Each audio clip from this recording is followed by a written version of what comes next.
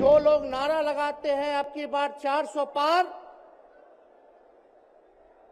उनका मुंह है कुछ भी बोलेंगे। मोदी जी मिलते तो प्रियंका चोपड़ा से मिलेंगे, किसानों से नहीं मिलेंगे। कि तुम तो धोखेबाज हो, वादा करके भूल जाते हो। रोज रोज मोदी जी तुम ऐसा करोगे, जनता जो रूठ गई तो हाथ मलोगे। ये दिल्ली की भीड़ बता रही है कि मोदी जी जिस तरह से आंधी की तरह आए थे उसी तरह तूफान की तरह चले जाएंगे। पहला रैली हम लोगों ने पटना में किया, दूसरा बॉम्बे में किया और तीसरा आज जो है दिल्ली में हो रहा है। और मैं बता दूं, देश के कोने कोने में जहां भी हम लोग जा रहे हैं वहां जनता का साथ आशीर्वाद मिल रहा है। आज हम सब लोग एकजुट हुए हैं देश के लोकतंत्र, देश के संविधान, देश के भाईचारा को बचाने के लिए। जिस हिसाब से देश में बांटने का काम किया जा रहा है, भाई को भाई से लड़ाया जा रहा है, नफरत की राजनीति की जा रही है, उसलिए हम सब नेता आपकी लड़ाई के लिए हम सब लोग आए हैं और आपकी लड़ाई लड़ रहे हैं। और हम लोग सब लोग चाहते हैं कि इस लड़ाई में आपका साथ मिले, आपका आशीर्वाद मिले और आपका प्यार मिले। जो लोग नारा लगाते हैं अब की बार 400 पार, उनका मुंह है कुछ भी बोलेंगे। लेकिन एक बात तय है, जनता ही मालिक है, आप मालिक हैं और आपको तय करना है कि देश के शासन में कौन बैठने का काम करेगा। आज यहां दिल्ली की जनता से पूछना चाहते हैं, वो लोग नारा लगा रहे हैं, टारगेट फिक्स कर रहे हैं अब की बार 400 पार। ऐसा लग रहा है कि पहले से ही ईवीएम सेटिंग हो चुका है। ये लोग फिर भी आप लोगों से पूछना चाहते हैं कि आप लोग, ये लोग जो नारा लगा रहे हैं, क्या वो सच होगा या वो सत्ता से बेदखल करिएगा? हाथ उठा के बताइए, इनको सत्ता से बाहर करना है कि नहीं करना? आज हम सब लोग देख रहे हैं कि देश में अघोषित इमरजेंसी लागू हो चुकी है।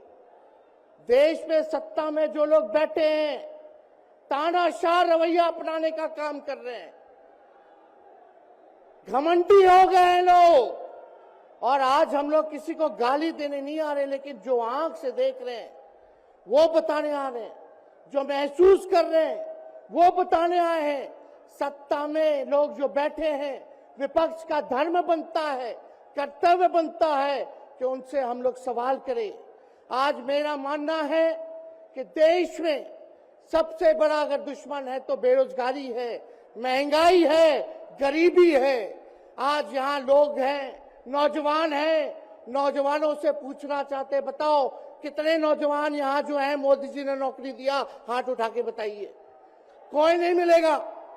मोदी जी ने कोई नौकरी नहीं दी, सब कुछ जो है प्राइवेटाइज कर दिया। और हम लोगों ने बिहार में जब कांग्रेस लेफ्ट इंडिया अलायंस की सरकार थी, 17 महीने में 5 लाख नौकरी हम लोगों ने देने का काम किया। आज किसान तबाह है, युवा परेशान है, लेकिन किसानों से मोदी जी को मिलने का समय नहीं है। मोदी जी मिलते तो प्रियंका चोपड़ा से मिलेंगे, किसानों से नहीं मिलेंगे। अक्षय कुमार को इंटरव्यू देते थे पिछले चुनाव में, इस बार बिल गेट्स को बुला करके इंटरव्यू देने का काम कर रहे हैं। लेकिन किसानों की समस्या कैसे हल होगी ये नहीं बता रहे। किसानों से उन्होंने पिछले चुनाव में वादा किया था कि उनका आय दुगुना करेंगे। आज किसानों पर मोदी जी ने तलवार चलाने का काम किया है, जो हमारे अन्नदाता हैं। इसलिए आप सब लोग, जब आवाज उठाते हैं तब मोदी जी और उनकी जो सेल है पार्टी की, उस पार्टी का सेल में कौन है?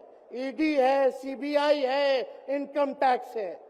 लालू जी को तो कई बार सताया गया, मेरे ऊपर मुकदमा किया गया, मेरी मां पर, मेरी बहनों पर, मेरे जीजाओं पर, मेरे पिता के जितने संबंधी थे सब पर केस मुकदमा किया।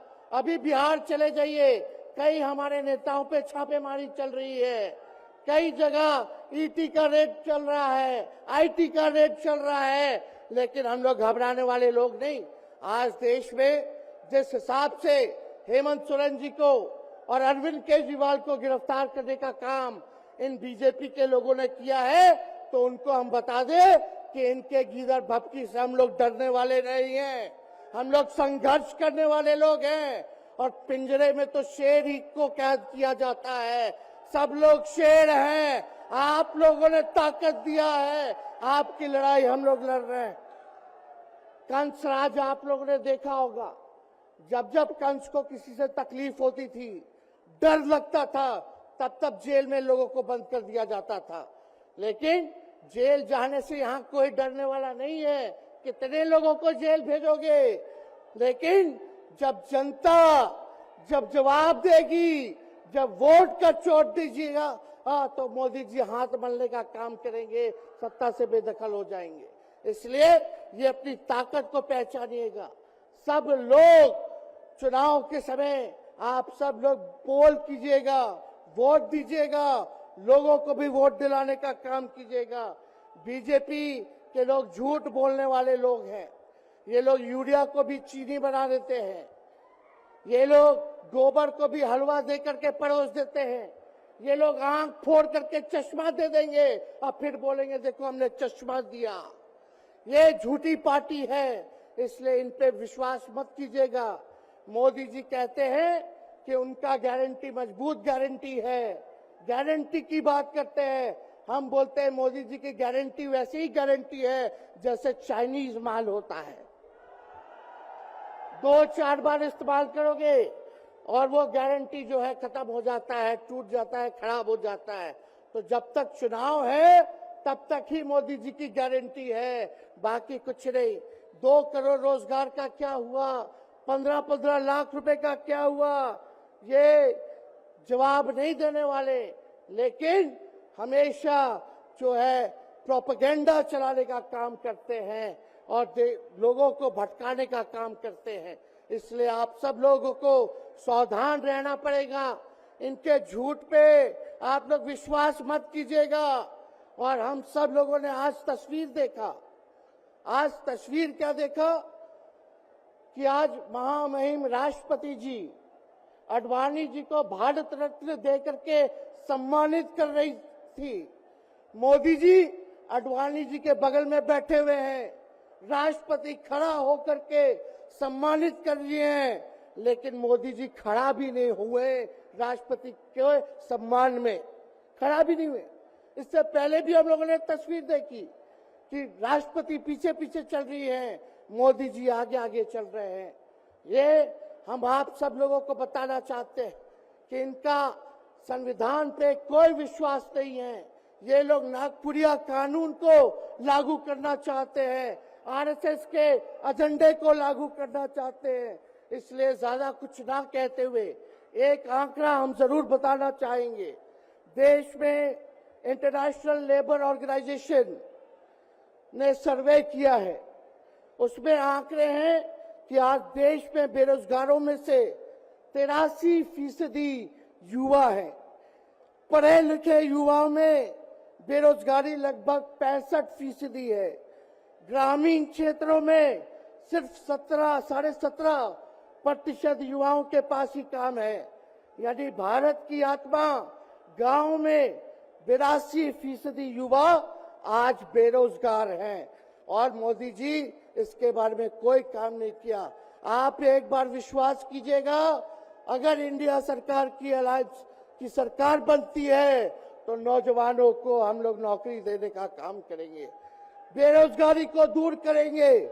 और जाते जाते बहुत सारे नेताओं को बोलना है, लेकिन एक अंत हम करेंगे एक गाने के साथ। और आप लोगों ने गोविंदा का फिल्म का एक गाना सुना होगा कि तुम तो धोखेबाज हो, वादा करके भूल जाते हो। रोज रोज मोदी जी तुम ऐसा करोगे, रोज रोज मोदी जी तुम ऐसा करोगे, जनता जो रूठ गई तो हाथ मलोगे। अरे तुम तो धोखेबाज हो, वादा करके भाग जाते हो।